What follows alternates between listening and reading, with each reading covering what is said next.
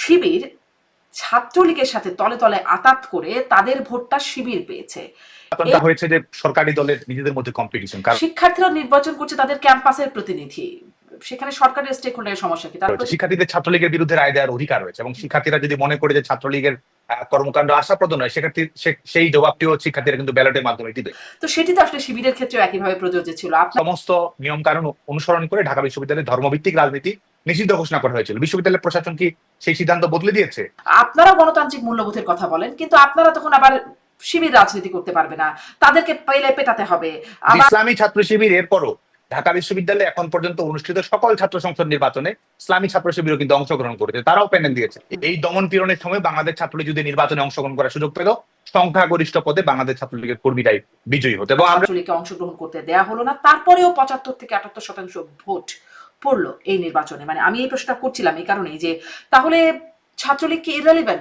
আসলে ইতিমধ্যে এক প্রকার প্রমাণিতই বলা যায় যে এই স্বয়ংক্রিয়ভাবে বিশ্ববিদ্যালয় প্রশাসনই আসলে শিক্ষার্থীদের ভোট দেওয়ার দায়িত্বটি বিশ্ববিদ্যালয় প্রশাসন গ্রহণ করেছে বলে। এরকম মনে করে কেউ তো চ্যালেঞ্জ করলো না বা কারো কাছে এই প্রমাণগুলো উপস্থাপন করে এটি তো প্রমাণিত করা হলো না। বাংলাদেশে এতগুলো সংবাদ মাধ্যম, আজকে বাংলাদেশের একটা সংবাদ মাধ্যমে একজন আওয়ামী লীগ নেতা আপনি বলতে পারবেন যে 5ই আগস্টের পরে কথা বলতে পেরেছে? স্বীকার করছি, আমরা তো এটি অবলীলায় স্বীকার করছি যে অনুপ্রবেশের ঘটনা ঘটেছে, এবং অনুপ্রবেশের ঘটনা ঘটিয়ে আপনি দেখুন যে অপরাধমূলক কর্মকাণ্ডগুলো তারা কিভাবে ঘটে। যেমনকি 15 জুলাই ঢাকা বিশ্ববিদ্যালয়ের নারীদের উপর নিপীড়নের ঘটনার সঙ্গে ছাত্র শিবিরের কর্মীরা কিভাবে সম্পৃক্ত ছিল। আপনারা কিছু করলেন না কেন? ছাত্রলীগের অভ্যন্তরে প্রবেশ করে তারা এগুলো করতে পারলো, আপনারা কেন চুপচাপ? কি ব্যবস্থা নিয়েছিলেন? না তারা যদি ছাত্রলীগের মিছিলে না যায় তাদেরকে মারধর খেতে হবে, তারা বঞ্চনার শিকার হবে, এই যে বিষয়গুলো তারা করবেটা কি আসলে? একদম গ্রাম থেকে আসা ছাত্ররা যদি এভাবে বাধ্য করেন, আপনারা অনুপ্রবেশ না করে কি করবে? দেখুন, যখন আপনার রাজনৈতিক বিশ্বাস, আপনার তো আন্দোলন করার অধিকার আছে, আন্দোলনের বিপক্ষে যাওয়ার অধিকার আছে, এটা তো আপনার নাগরিক স্বাধীনতা। আপনি যখন সার্টিফিকেট দিচ্ছেন তার মানে সমাজটাকে মোটামুটি একটা ধরনের ফ্যাসিস্ট বন্দোবস্ত প্রতিষ্ঠিত হয়ে গেছে। তলে তলে ছাত্রলীগের সাথে আঁতাত করে ছাত্রলীগের ভোট পেয়েছে শিবির। ডাকসু নির্বাচনে ছাত্র শিবিরের ভূমিধস জয় এবং ছাত্র দলের ভরাডুবির পর এমন অভিযোগ করেছেন বিএনপির স্থায়ী কমিটির সদস্য মির্জা আব্বাস সহ দলটির সিনিয়র নেতারা। আসলেই কি তলে তলে আঁতাত হয়েছে ছাত্রলীগ এবং ছাত্র শিবিরের মধ্যে? কারা পেয়েছে ছাত্রলীগের ভোট? ডাকসু নির্বাচনের ভিপি হয়েছেন সাবেক ছাত্রলীগ সদস্য আব্দুর রশিদ জিতু। এছাড়া বাকি পদগুলোতেও শিবিরের জয় জয়কার। কড়া নাড়ছে ডাকসু নির্বাচন। এই ছাত্র সংসদ নির্বাচনগুলো থেকে কি বার্তা পাচ্ছে দীর্ঘদিনের প্রতাপশালী এবং বর্তমানে নিষিদ্ধ ছাত্র সংগঠন ছাত্রলীগ? কেমন অবস্থান তাদের? এসব নিয়ে কথা বলতে আমার আজকের অতিথি ছাত্রলীগের সভাপতি সাদ্দাম হোসেন। সাদ্দাম হোসেন, আপনাকে স্বাগত জানাচ্ছি আমার আজকের আয়োজনে। আমি খুব স্বাভাবিকভাবেই আপনার সাথে কথা বলতে চাই ডাকসু, তারপর জাকসু, এরপরে রাকসু নির্বাচন হতে যাচ্ছে। এই নির্বাচনগুলো, নির্বাচন ফলাফল, নির্বাচনের একটু বিস্তারিত বিষয়ে কথা বলতে চাই। শুরু করব একটা অভিযোগ ডাকসু নির্বাচনের পরে বিশেষ করে যেটি এসেছে। মির্জা আব্বাস সহ বিএনপির সিনিয়র নেতারা অভিযোগ করেছেন যে শিবির ছাত্রলীগের সাথে তলে তলে আতাত করে তাদের ভোটটা শিবির পেয়েছে। এই অভিযোগের, এবং তিনি ছাড়া আসলে বিএনপির অনেক সিনিয়র নেতারা এরকমটা বলেছেন, এই অভিযোগের সত্যতা কতটা? প্রশ্নটা যদি এভাবেও করি যে ছাত্রলীগ বা তাদের সমর্থকদের ভোট কার কাছে গেছে বা কাদের কাছে গেছে? ধন্যবাদ। প্রথমে হচ্ছে ডাকসু নির্বাচনের বিষয়ে আমাদের নিজস্ব অবস্থান রয়েছে, নিজস্ব পর্যবেক্ষণ রয়েছে, এবং আমরা মনে করি যে বাংলাদেশের বৃহত্তর গণতান্ত্রিক সংকটের প্রশ্নটি এখন সবচেয়ে বেশি জরুরি। তো সেই জায়গা থেকে আমাদের রাজনৈতিক লক্ষ্য কিন্তু সেটিকে ঘিরে আবর্তিত। ঢাকা বিশ্ববিদ্যালয় কেন্দ্রীয় ছাত্র সংসদ নির্বাচনটি প্রথমবারের মতো গণতান্ত্রিক ঐতিহ্যের ব্যর্থ হয়, কারণ এখানে বাংলাদেশ ছাত্রলীগের অংশগ্রহণ করার সুযোগ হয়নি। বাংলাদেশের ছাত্র রাজনীতির ইতিহাসে যেটি প্রথমবারের মতো। সে কারণে কিন্তু আমরা এই নির্বাচনে অংশগ্রহণ, এই নির্বাচনে কাউকে সমর্থন দান করা, এই নির্বাচনকে সাংগঠনিকভাবে কোনো সিদ্ধান্ত বাস্তবায়ন করা, এই বিষয়গুলোর আমরা বাইরে ছিলাম। আমরা মনে করি যে গোটা নির্বাচনটি একটি নিয়ন্ত্রণমূলক নির্বাচন। গোটা নির্বাচনটা হয়েছে যে সরকারি দলের নিজেদের মধ্যে কম্পিটিশন। কারণ আপনি শিক্ষার্থীদের কাছে জিজ্ঞেস করবেন, শিক্ষার্থীরা ছাত্র দলকেও সরকারি দল মনে করে, ছাত্র শিবিরকেও সরকারি দল মনে করে, এনসিপি ছাত্র সংগঠন বাকসাস তাকেও সরকারি দল মনে করে, এবং অন্যান্য যারা বিভিন্ন প্ল্যাটফর্মে যারা রয়েছে তারা সবাই কোনো না কোনো ভাবে আসলে সরকারের স্টেক হোল্ডার। সে কারণে এখানে শিক্ষার্থীদের বাছাই করার সুযোগ আর আসলে সেই অর্থে ছিল না। আর ইসলামী ছাত্র শিবিরের যে বিষয়টি, সেটা হচ্ছে যে আমরা মনে করি ইসলামী ছাত্র শিবিরের, ধরুন সেটা হয়েও থাকে, মানে সরকারের স্টেক হোল্ডার, তো তাতে শিক্ষার্থীরা নির্বাচন করছে তাদের ক্যাম্পাসের প্রতিনিধি, সেখানে সরকারের স্টেক হোল্ডারের সমস্যা কি? তারা প্রতিনিধিদের মধ্যে থেকে বাছাই করছে, যদি ধরেও থাকে। শিক্ষার্থীদের পছন্দ করার তো স্বাধীনতা থাকতে হবে। শিক্ষার্থীদের তো রায় দেওয়ার পছন্দ করার স্বাধীনতা রয়েছে, শিক্ষার্থীদের ছাত্রলীগের বিরুদ্ধে রায় দেওয়ার অধিকার রয়েছে, এবং শিক্ষার্থীরা যদি মনে করে যে ছাত্রলীগের কর্মকাণ্ড আশাপ্রদ নয়, শিক্ষার্থী সেই জবাবটিও শিক্ষার্থীরা কিন্তু ব্যালটের মাধ্যমে দিবে। কিন্তু আপনি যখন নির্বাচনটি করছেন, ছাত্রলীগকে বাইরে রাখছেন, এবং আপনি দেখুন যে এই নির্বাচনটির পুরো বিষয়টি যদি আপনি দেখেন যে ভোটার তালিকা, আপনি তো বিশ্ববিদ্যালয়ের যিনি শিক্ষার্থী তিনিই তো ভোটার, এটি তো রাজনৈতিক বিশ্বাসের কারণে, সংগঠনের সঙ্গে সম্পৃক্ত থাকার কারণে কারো ভোটার তালিকা থেকে আপনি বাদ দিতে পারেন না। তো এই নির্বাচনকে কেন্দ্র করে কিন্তু ঢাকা বিশ্ববিদ্যালয়ে যারা ছাত্রলীগের সঙ্গে আগেই তো বহিষ্কার করা হয়েছে, সাময়িক বহিষ্কার করা হয়েছে, বিভিন্ন মেয়াদে শাস্তির আওতায় নিয়ে আসা হয়েছে, এরপরেও যারা ঘটনাক্রমে কিংবা দুর্ঘটনাক্রমে বিশ্ববিদ্যালয়ের ভোটার তালিকার লিস্টে এসেছে তাদেরকেও কিন্তু বাদ দেওয়া হয়েছে, এবং পরবর্তীতে কোনো ধরনের ব্যাখ্যা ছাড়াই নতুন ধরনের মব তৈরি করে আবার বিশ্ববিদ্যালয়ের এই তফসিল ঘোষণার পরেও কিন্তু ভোটার তালিকা থেকে বাতিল করা হয়েছে, এবং ছাত্রলীগের সঙ্গে সম্পৃক্ত থাকার কারণে কারো প্রার্থিতা বাতিল করা হয়েছে, কারো প্রার্থিতা আবার বহাল তবিয়তে আছে। তো গোটা নির্বাচনটাই আসলে প্রশ্নবিদ্ধ। আমরা মনে করি যে বর্তমানে যারা ক্ষমতাসীন রয়েছে তারাই তো দখলদার, তারাই অবৈধ, তারা বেআইনি ভাবে রাষ্ট্র ক্ষমতায় আসীন রয়েছে। সে কারণে তাদের নিয়ন্ত্রিত বিশ্ববিদ্যালয় প্রশাসন, যেটি আসলে এই দখলদার সরকারের প্রতি যে বিশ্ববিদ্যালয় প্রশাসন দায়বদ্ধতা পোষণ করছে, সেখানে কিন্তু শিক্ষার্থীদেরকে আপনি চয়েস করার স্বাধীনতা দিচ্ছেন না, আপনি বলে দিচ্ছেন যে এদের মধ্য থেকে আপনাকে বাছাই করে নিতে হবে, এর বাইরে বাছাই করার কোনো স্বাধীনতা আপনার থাকছে না। চয়েস করার তো সে স্বাধীনতা কারণে এই না থাকার নির্বাচনটি পরেও একবারে 75 থেকে 78% ভোট পড়লো সাদ্দাম, এবং সেটি নিয়ে তো আমাদের ব্যাখ্যা দেওয়ার প্রয়োজন হচ্ছে না। সেটি নিয়ে যারা নির্বাচনে অংশগ্রহণ করছে তারা কি বলছে সেটি নিয়ে তো তারা প্রশ্ন তুলছে। তারা 78% এই ভোট গ্রহণের হার, সেটি নিয়ে কিন্তু ছাত্র দল, সেটি নিয়ে বামপন্থীদের প্যানেল, এমনকি নির্বাচন চলাকালীন সময় ছাত্র শিবিরের বক্তব্য যদি আপনি দেখেন, তারাও কিন্তু নির্বাচন নিয়ে প্রশ্ন তুলছে। পুরো নির্বাচন প্রক্রিয়াটা কি তারা ত্রুটিপূর্ণ বলছে। দ্বিতীয়ার্ধে, বিশেষ করে দ্বিতীয়ার্ধে যখন নির্বাচন, জাতীয় কেন্দ্রগুলো বলি ফাঁকা ছিল, বা ছাত্র সংসদ বলি, এরকম প্রশ্ন ছাড়া কোনো নির্বাচন বাংলাদেশে হয়েছে? হ্যাঁ, নির্বাচনের অবশ্যই ত্রুটি বিচ্যুতি এই বিষয়গুলো নিয়ে এক ধরনের আলোচনার সুযোগ তো সবসময় কেন্দ্র করে যদি আপনি দেখেন, তাহলে পুরো নির্বাচন প্রক্রিয়াটি নিয়ে কিন্তু এক হচ্ছে যে বাংলাদেশ ছাত্রলীগের অংশগ্রহণের সুযোগ থাকছে না, আরেকটি হচ্ছে যারা অংশগ্রহণ করছে, এমনকি যারা বিজয়ী হচ্ছে, পরাজিত হচ্ছে, পক্ষ বিপক্ষ সবার কিন্তু অভিযোগগুলো থাকছে। এবং আপনি দেখুন, এমন একটি নির্বাচন, আপনি সর্বশেষ খবরটিও যদি দেখেন, 18 জন প্রার্থী ভোটের ফলাফলে গরমিল। হল সংসদে তিনি যে ভোট পেয়েছেন, কেন্দ্রীয় সংসদের হিসেবের সঙ্গে কিন্তু তার কোনো এই যে যোগফল, সেটি কিন্তু ম্যাথ ইজ নট ম্যাথিং, ফলাফল কিন্তু মিলছে না। এবং নির্বাচন প্রক্রিয়াকে ঘিরেও যদি আপনি পুরো সময়টি দেখেন যে শিক্ষার্থীরা এসে বলছে, টিএসসির ভোট কেন্দ্রে আপনি দেখবেন যে তার ভোটটি দেওয়া হয়ে গেছে, অলরেডি ভোট দেওয়া হয়ে গেছে, এমন একটি নির্বাচনে আরেকজন শিক্ষার্থী আছেন, তিনি বলছেন যে তার ভোটটি দেওয়া হয়ে গেছে, তারপরেও তার শিক্ষার্থী পূর্বের ভোটটি বাতিল না করে তার ভোট দেওয়ার ব্যবস্থাটি কিন্তু করেছে। এবং ভোট গণনা কেন্দ্রের ভিতরে প্রবেশ করা এবং সার্বিকভাবে পরিসরটি যদি আপনি দেখেন, তো নির্বাচনটি তো অবশ্যই নানাভাবে প্রশ্নবিদ্ধ। নিশ্চয়ই, কিন্তু এরকম আমি এটাই আসলে প্রশ্ন করছিলাম যে এরকম নানাভাবে প্রশ্নবিদ্ধ, আসলে অনেক অভিযোগ সামনে আসছে, ক্যামেরার সামনে আমরা দেখেছি, কিন্তু এরকম প্রশ্নহীন নির্বাচন বাংলাদেশে, মানে ছাত্র সংসদ থেকে একদম যদি বলি জাতীয় নির্বাচন, কোথায় হলো, কোনটা? বা যদি আমি একটু প্রশ্নটা এভাবেও করি, এটাও যদি বলি সাদ্দাম, যে এই প্রশ্নগুলো যদি নাও থাকতো, বা যে প্রশ্নগুলো থাকার কারণে কি এমন কিছু হয়েছে যে ফল একদম উল্টাপাল্টা হয়ে যাবার মতো, এমন তো কোনো প্রশ্ন আছে বলে কেউ বলছে না। বিশ্লেষকরা সবাই তো বিশ্লেষণ করছে, বলছেন অনিয়ম আছে, কিন্তু সেই অনিয়ম এত বড় না যাতে আসলে ফল পরিবর্তন হয়ে যাবার মতো। নির্বাচনটি তো অগণতান্ত্রিক, একটি হচ্ছে আইনগত প্রশ্ন তো থাকছে, নির্বাচনটি তো অগণতান্ত্রিক। আপনি নির্বাচন যদি করেন, তাকে আপনার প্রার্থী হওয়ার স্বাধীনতা থাকতে হবে, আপনার ভোটার হওয়ার স্বাধীনতা থাকতে হবে, এবং আপনার বাছাই করার স্বাধীনতা থাকতে হবে। আপনি যখন আপনি সরকারকে যারা সমর্থন করে তাদের মধ্য থেকে আপনি যখন ছাত্র সংসদের নির্বাচনটা করেন, তাহলে তো সেখানেই তো এটি প্রশ্নবিদ্ধ, সেখানেই তো গণতন্ত্রের প্রশ্নটি আপনার থাকছেন। গণতন্ত্রে যদি আপনি মনে করেন যে শিক্ষার্থীরা বাছাই করবে, জবাব দেবে, রায় দেবে, পক্ষে বিপক্ষে রায় দেবে, নিরঙ্কুশ ভাবে কিংবা প্রত্যাখ্যান করবে, তো সেই সুযোগটি তো আপনি নির্বাচনের আগেই রাখছেন না। তো নির্বাচনের আগেই তো এটি প্রমাণিত হচ্ছে যে ফলাফলটা কাদের মধ্য থেকে বিজয়ী হয়ে আসছে, সেটি তো আগে থেকে আপনি নির্ধারণ করে দিচ্ছেন। আরেকটি হচ্ছে যে আইনগত প্রশ্ন কিন্তু থাকছেই। আপনি এই নির্বাচনকে কেন্দ্র করে যদি দেখেন যে আইনগত প্রশ্ন, আপনি দেখুন যে আপনি বলছেন যে এটি বৈধতা কেউ দিচ্ছে কি দিচ্ছেন না, সে জায়গা থেকে দেখছেন। এই নির্বাচনে বাংলাদেশ ছাত্রলীগের সঙ্গে সম্পৃক্ত থাকার কারণে আপনি কাউকে নির্বাচন করার সুযোগ দিয়েছেন, আবার বাংলাদেশ ছাত্রলীগের সঙ্গে সম্পৃক্ত থাকার কারণে আপনি কারো প্রার্থিতা বাতিল করে দিয়েছেন। এই নির্বাচন কমিশনই তো করেছে, ভোটার তালিকা থেকে আপনি বাদ দিয়েছেন। তো এই এবং আরেকটি বড় বিষয়, যেটা আমি যেহেতু বিগত ডাকসু নির্বাচনে আমি নির্বাচিত হয়েছিলাম, ছাত্র প্রতিনিধি নির্বাচিত হয়েছিলাম, দেখুন যে বিশ্ববিদ্যালয় প্রশাসন এতটাই প্রশাসনমূলক সিদ্ধান্ত নিয়েছে, 2019 সালের 26 সেপ্টেম্বর ডাকসু ছাত্র প্রতিনিধিরা বিশ্ববিদ্যালয়ের আইনের অধীনে ঢাকা বিশ্ববিদ্যালয় আইন 1973-এর সমস্ত নিয়ম কানুন অনুসরণ করে ঢাকা বিশ্ববিদ্যালয়ের ধর্মভিত্তিক রাজনীতি নিষিদ্ধ ঘোষণা করা হয়েছিল। বিশ্ববিদ্যালয় প্রশাসন কি সেই সিদ্ধান্ত বদলে দিয়েছে? ঢাকা বিশ্ববিদ্যালয়ের ছাত্র সংসদের প্রেসিডেন্ট, বিশ্ববিদ্যালয়ের তৎকালীন যিনি উপাচার্য, তার অধীনে থেকেই তো বিশ্ববিদ্যালয়ের ছাত্র নির্বাচিত ছাত্র প্রতিনিধি একটি সিদ্ধান্ত গ্রহণ করেছে।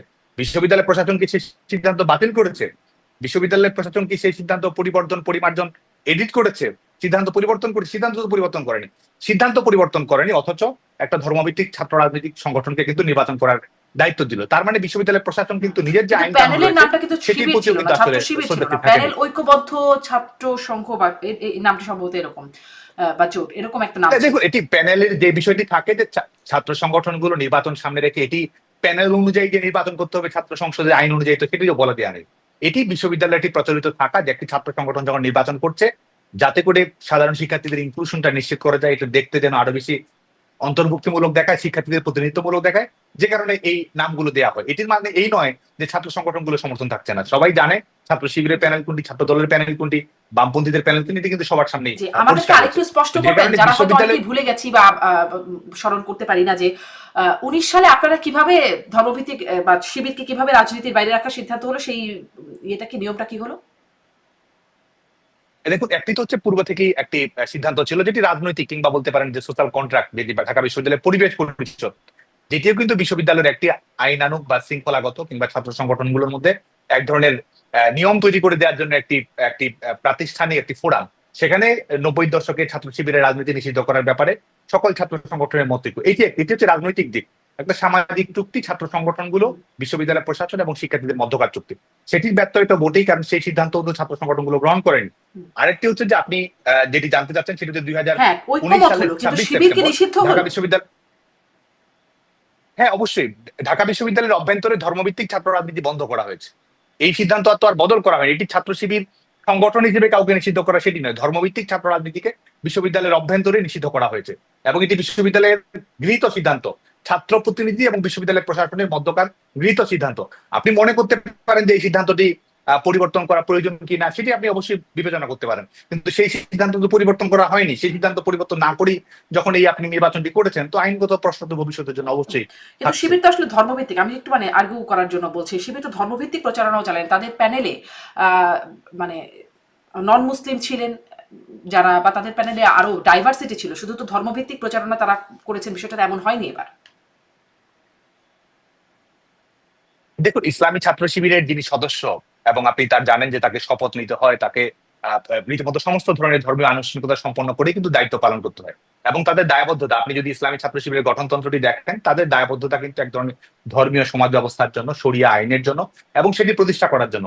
এবং এটির কারণেই বিভিন্ন ধরনের কৌশল তারা গ্রহণ করে। তাদের কৌশল কোনটি, লক্ষ্য কোনটি, এটি কিন্তু সবার সামনেই পরিষ্কার। এবং তাদের যে রাজনৈতিক দর্শন রয়েছে, দৃষ্টিভঙ্গি রয়েছে, আজকে তারা নারী স্বাধীনতার কথা বলছে, নারী পোশাকের স্বাধীনতা নিয়ে তার প্রশ্ন তুলছে না, কিংবা সফট টোনে তারা কথা বলছে, কিন্তু মূল লক্ষ্য তো তারা সেটি নয়। মূল লক্ষ্য হচ্ছে যে তারা আসলেই তারা ধর্মকে একটি সমাজ একটি চাপিয়ে দিতে চায় সমাজের উপরে, রাষ্ট্রের উপরে, এবং ধর্মকে তারা ব্যক্তিগত অধিকার, সেই জায়গা থেকে আমরা যেমন ধর্মের স্বাধীনতায় বিশ্বাস করি, সেই জায়গায় কিন্তু তারা দেখে না, বরং তারা মনে করে যে একটি ধর্মরাষ্ট্র প্রতিষ্ঠা করতে হবে।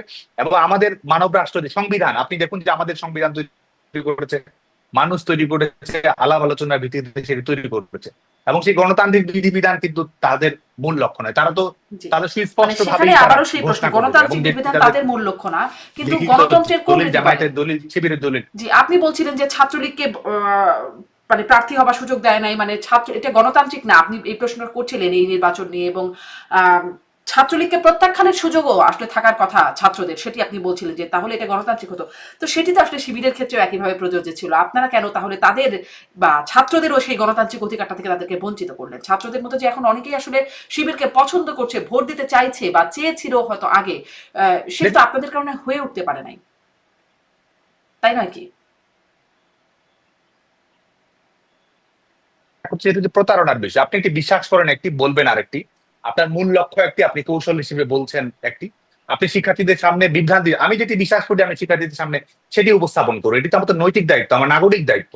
এবং সেই জায়গা থেকে আপনি দেখুন, আমি ছাত্রলীগের রাজনীতি করি, আমরা একটা উদার গণতান্ত্রিক সমাজ ব্যবস্থা বিশ্বাস করি, আমি ধর্মনিরপেক্ষ সমাজ মূল্যবোধে বিশ্বাস করি, আমরা জাতিগত লিঙ্গীয় বৈষম্যের বিরুদ্ধে গিয়ে আমরা রাজনৈতিক দর্শনে বিশ্বাস করি। তো সেটি বলেই তো আমাকে রাজনৈতিক সমর্থন আদায় করার চেষ্টা করা হবে, শিক্ষার্থীদের সমর্থন আদায় করার চেষ্টা করতে হবে। এবং আপনি, এটি তো একটা স্বাভাবিক গতিবিধি, আপনি যেটি বিশ্বাস করবেন সেটি বলবেন। এবং এই ইসলামী ছাত্র শিবির এই সংগঠনটি, আপনি দেখুন যে আমরা নিজেরাও এটির ভিকটিম হয়েছে, এবং শুধু আমরা নই, আছে অন্যান্য ছাত্র সংগঠন, সামাজিক ছাত্রদের সংগঠন, তারা সংগঠনে বিশ্বাস করে, একটি অথচ তারা ইনফিল্ট্রেশনে বিশ্বাস করে, অনুপ্রবেশ করছে, অনুপ্রবেশের রাজনীতি তারা করেছে, অন্য সংগঠনের অভ্যন্তরে তারা প্রবেশ করেছে, অন্য সংগঠনের অভ্যন্তরে ঢুকে অপরাধমূলক কর্মকাণ্ড তারা করেছে, এবং আজকেও কিন্তু তারা সেটাই করছে। আপনি যেটি বলার চেষ্টা করছিলেন যে তারা কোন ধরনের বক্তব্যগুলো সামনে নিয়েছে, আসলে তো তারা সেটিতে বিশ্বাস করে না, তাদের মূল লক্ষ্য তো ভিন্ন। এবং তারা এই গণতান্ত্রিক মূল্যবোধ, নাগরিক অধিকার, সাংবিধানিক অধিকার, এসবও কিন্তু তারা বিশ্বাস করে। জি, কিন্তু আপনাদের, আমি যদি আসলে আপনাদের কথা বারবার প্রশ্ন করি, যেহেতু আপনাকে ভাই, আপনাকে আমি প্রশ্নবিদ্ধ করি, যে জবাবটা আপনার কাছ থেকে আপনাদের বিষয় নিয়ে বেশি জানতে চাই, যে আপনারা গণতান্ত্রিক মূল্যবোধের কথা বলেন, কিন্তু আপনারা তখন আবার শিবির রাজনীতি করতে পারবে না, তাদেরকে পেলে পেটাতে হবে, আবার ধরেন মানে তাদের ভোট করা তো দূরের কথা, মিছিলে জোর করে আসতে চাই বা না চাই জোর করে আনা হবে, এই বিষয়গুলো তো গণতান্ত্রিক মূল্যবোধের সাথে যায় না, তাই না? সেগুলো তো ছাত্রলীগের সাথে জড়িয়ে ছিল এই বিষয়গুলো। তাহলে আপনারাও বা মুখে এক বলেন বা কাজে অন্য করেন, তাই নয় কি? আপনারাও তো সেরকমই। না, একটি হচ্ছে যে পলিটিক্যাল স্ট্রাগল তো আমরা চালিয়ে যাই, এবং আমরা সেই লড়াইটি যা ধর্মভিত্তিক সংগঠন হিসেবে, যুদ্ধাপরাধের দায় অভিযুক্ত সংগঠন হিসেবে, স্বাধীনতা বিরোধী সংগঠন হিসেবে রাজনৈতিক সংগ্রামটা আমরা চালিয়ে যাই। কিন্তু ইসলামী ছাত্র শিবির এরপরও ঢাকা বিশ্ববিদ্যালয়ে এখন পর্যন্ত অনুষ্ঠিত সকল ছাত্র সংসদ নির্বাচনে ইসলামী ছাত্র শিবিরও কিন্তু অংশগ্রহণ করেছে, তারাও প্যানেল দিয়েছে, তারাও প্রার্থী দিয়েছে, তারাও প্রচারণা চালিয়েছে। তো আমরা যেটি বলছি যে তাদের প্রতারণাগুলো তুলে ধরছে, কিন্তু এর পূর্বে অনুষ্ঠিত ছাত্র সংসদ নির্বাচন গুলোতেও কিন্তু তারা সক্রিয়ভাবে অংশগ্রহণ করেছে, এবং বাংলাদেশ ছাত্রলীগ তার আদর্শিক অঙ্গীকারের জোরে শিক্ষার্থীদের শক্তির উপর ভর করে, সাংগঠনিক জনপ্রিয়তার উপর ভর করেই কিন্তু আমরা নির্বাচনগুলোতে তাদেরকে পরাজিত করতে পেরেছি। এবং আমরা আত্মবিশ্বাসের সঙ্গে বলছি যে বাংলাদেশ ছাত্রলীগ এই প্রতিকূল পরিস্থিতিতে, এই ঝঞ্ঝামুখর সময়ে, এই দমন পীড়নের সময় বাংলাদেশ ছাত্রলীগ যদি নির্বাচনে অংশগ্রহণ করার সুযোগ পেল, সংখ্যাগরিষ্ঠ পদে বাংলাদেশ ছাত্রলীগের কর্মীরাই বিজয়ী হতো, এবং আমরা সংখ্যাগরিষ্ঠতা রাজনীতি, বিজয়ের রাজনীতি, গণতান্ত্রিক রায়ের মাধ্যমে তাদেরকে পরাজিত করতে পারতাম বলে আমরা দৃঢ়ভাবে বিশ্বাস করেন। সাদ্দাম, আপনি বলছিলেন যে আপনাদের কোনো নির্দেশনা ছিল না, যেহেতু আপনারা এটাতে অংশগ্রহণ করতে পারছেন না বা গণতান্ত্রিক হচ্ছে না, মানে ছাত্রলীগের প্রতি বা সমর্থকদের প্রতি কোনো নির্দেশনা ছিল না, ছাত্রলীগকে অংশগ্রহণ করতে দেয়া হলো না, তারপরেও 75 থেকে 78% ভোট পড়লো এই নির্বাচনে। মানে আমি এই প্রশ্নটা করছিলাম এই কারণেই যে তাহলে ছাত্রলীগ কি ইররেলিভেন্ট, মানে ছাত্রলীগ নাই কোথাও, তারপরেও এত সংখ্যক ভোট পড়লো। এবং এটা বলা হচ্ছে যে স্মরণকালের 72 থেকে দেখছিলাম একটা বিশ্লেষণ, এমনকি আপনারা যে নির্বাচন করেছেন ডাকসু, তার চেয়ে বেশি ভোট আসলে এই নির্বাচনে পড়েছে, যেখানে ছাত্রলীগ নাই। তাহলে কি ছাত্রলীগ অপ্রাসঙ্গিক হয়ে যাচ্ছে? না, একটি হচ্ছে আপনি যে বললেন এর আগে বিএনপির একজন রাজনৈতিক নেতা, তার প্রসঙ্গ ধরে যদি বলেন, আপনি যদি দেখেন যে আমি ভোটের পরিসংখ্যান ধরেই যদি তার কথার ব্যাখ্যা করি বা যুক্তি তুলে ধরি, আপনি দেখবেন যে জগন্নাথ হল, যেটি আমাদের বাংলাদেশ ছাত্রলীগের রাজনৈতিক অঙ্গীকারের জন্য একটি শক্তিশালী আমরা একটা হলই বলবো, একটা শক্তিশালী সংগঠন ইউনিট, সেখান থেকে আপনি তাদের যে প্রহসনের নির্বাচন, তাদের যে নিয়ন্ত্রণমূলক নির্বাচন, তাদের যে পূর্ব নির্ধারিত ফলাফলের নির্বাচন, সেখানেও কিন্তু ছাত্রদলের ভিপি প্রার্থী সবচেয়ে বেশি ভোট পেয়েছেন। সেখানে জিএস পদে ছাত্র ইউনিয়নের বেশি সংখ্যক ভোট পেয়েছেন জিএস পদপ্রার্থী। তো বাংলাদেশ ছাত্রলীগ যদি প্রভাব বিস্তার করার চেষ্টা করতো, বাংলাদেশ ছাত্রলীগ যদি ভোটের ফলাফলটিকে প্রভাবিত করার চেষ্টা করতে চাইতো, তাহলে তো বাংলাদেশ ছাত্র এই জগন্নাথ হলি তো তার সবচেয়ে বড় প্রমাণ যে বাংলাদেশ ছাত্রলীগ এই নির্বাচনে সাংগঠনিক ভাবে কোনো ধরনের সংশ্লেষণ, কোনো ধরনের সম্পৃক্ততা রাখতে চায়নি এই নির্বাচনকে ঘিরে। আর আপনি যেটি বলছেন সেটি হচ্ছে যে 78% এই যে ভোট গ্রহণ, এটি নিয়ে কিন্তু ইতিমধ্যেই নানা ধরনের প্রশ্ন আসছে, এবং এটি আজকে দেখুন ঢাকা বিশ্ববিদ্যালয়ের সর্বশেষ নির্বাচনে আপনি দেখবেন যে 18টি কেন্দ্র ছিল, এই নির্বাচনে ভোট কেন্দ্র হচ্ছে 8টি।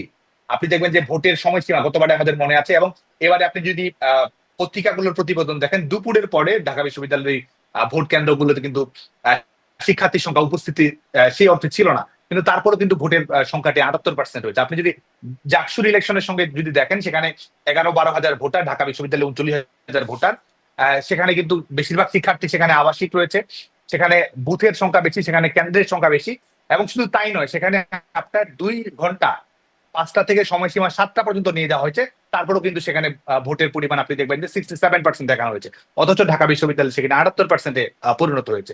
এবং আজকেও যদি আপনি কিছুক্ষণের আগে পরিসংখ্যান দেখেন, তাহলে এটি মনে করার যথেষ্ট কারণ রয়েছে, যেহেতু আপনি ঢাকা, এবং আরেকটি তথ্য আপনি যদি দেখেন, ঢাকা বিশ্ববিদ্যালয়ে আবাসিক শিক্ষার্থী এবং অনাবাসিক শিক্ষার্থী, এটি কিন্তু পার্থক্যটা এখন ইতিমধ্যে অনাবাসিক শিক্ষার্থীর সংখ্যাটা বেড়ে গেছে।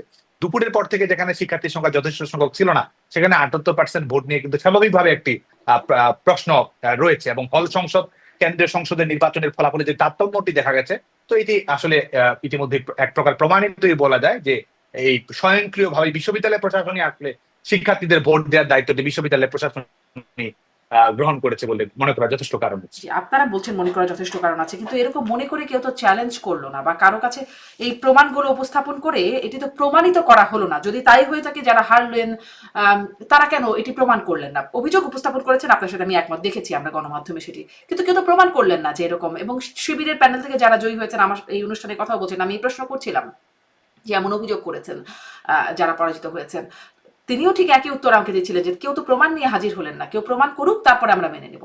সেটি তো কোনো প্রমাণিত হলো না সাদ্দাম। দেখুন, এই সরকার 5ই আগস্টের পর থেকে ক্ষমতায় রয়েছে। এই সরকার তো অসাংবিধানিক ভাবে ক্ষমতায় আছে। এই সরকার তো সাংবিধানিক কোনো আইন, জনগণের ম্যান্ডেট, কোনো ধরনের বৈধতা, কোনো ধরনের রাজনৈতিক সমঝোতার ভিত্তিতে তো এই সরকার ক্ষমতায় আসেনি। এই সরকার তারপরে তারা ক্ষমতায় আছে, তার মানে এই নয় যে এই সময়টুকু তার বৈধ হয়ে গেল। সামরিক স্বৈরশাসকেরা ক্ষমতায় ছিল দশকের পর অধিক সময় ধরে, তারা ক্ষমতায় ছিল।